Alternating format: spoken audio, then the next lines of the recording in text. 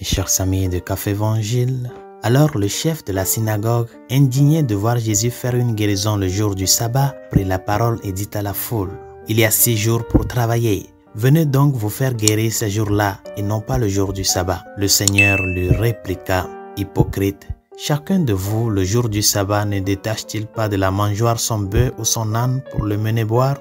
Alors cette femme, une fille d'Abraham, que Satan avait liée voici 18 ans, ne fallait-il pas la délivrer de ce lien le jour du sabbat? Bien-aimé dans le Seigneur, pourquoi ce chef de la synagogue serait-il indigné que Jésus ait guéri une femme le jour du sabbat, alors que cette personne était infirme depuis 18 ans? Pourquoi aurait-il fait une telle chose? Bien que lui et de nombreux autres scribes, sadducéens, pharisiens et spécialistes de la loi et lutter contre l'hypocrisie et l'envie, d'autres personnes peuvent parfois réagir de la même manière que ce chef de la synagogue pour d'autres raisons. Et l'une de ces raisons, c'est la scrupulosité. Une personne scrupuleuse, c'est cette personne-là qui voit le mal partout. Pour lui, tel que la loi est, c'est ce qu'il faut faire. Même si cette loi-là doit mener la personne à la ruine, il faut faire ce que dit la loi. C'est-à-dire la scrupulosité et la tendance à voir Dieu et sa sainte volonté à travers le prisme de la loi, du légalisme.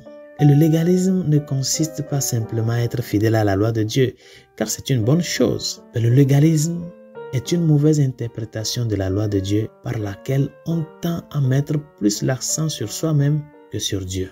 Tout est centré sur la personne. Et une personne scrupuleuse est préoccupée par elle-même. Elle a tendance à se préoccuper davantage du péché que de Dieu lui-même. Et bien qu'il soit vital de se préoccuper du péché, lorsque la peur de péché devient une forme d'obsession, cette obsession a pour effet d'obscurcir la pure volonté de Dieu et laisse une personne lourdement accablée et incapable de vivre joyeusement l'authentique volonté de Dieu.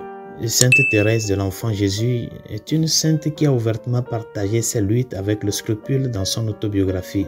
De cette lutte qu'elle qualifiait de sensibilité excessive, elle disait: « Il faudrait passer par ce martyre pour bien le comprendre, et il me serait impossible d'exprimer ce que j'ai vécu pendant 1 an et demi. » Cependant, elle a fini par vivre ce qu'elle a appelé une conversion complète qui l'a débarrassée du lourd fardeau de l'hypersensibilité. Bien que cette sensibilité excessive l'ait opprimée de diverses manières, elle craignait que même certaines de ses pensées aléatoires ne soient des péchés mortels et qu'elle ne soit condamnée pour cela. C'est ça la scrupulosité.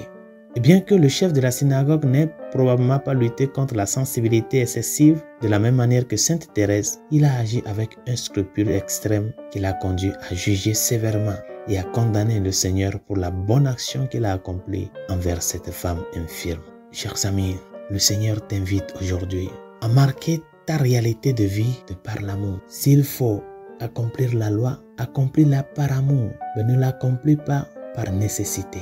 Et dans cet accomplissement de la loi, cherche à protéger la personne, à défendre la personne, à construire la personne. Parce que c'est cela, et c'est à cela que Dieu t'appelle. C'est à cela que nous sommes tous appelés. Préoccupons-nous de Dieu. Nous sommes des êtres pécheurs. Mais que la peur du péché ne nous amène pas à oublier qu'il y a quelqu'un qui a donné la vie pour ton salut. Résolution de ce jour. Révise ta vie. Si à un moment donné où dans tes circonstances quotidiennes, tu ne te comportes pas des fois comme ce pharisien-là, ce chef de la synagogue, qui est jaloux, comme ce chef de la synagogue, qui est plus préoccupé de la loi que de la personne. Est-ce que cela t'arrive aussi à toi, de voir la personne en nécessité, mais ne pas être disposé à pouvoir aider la personne à cause d'une norme que toi-même tu t'es établie? Demande au Seigneur de t'aider à lutter contre cela, afin que ta vie soit une vie de disponibilité totale, surtout cherchant à construire le bien dans la vie des autres. Bonne journée. Dieu vous bénisse.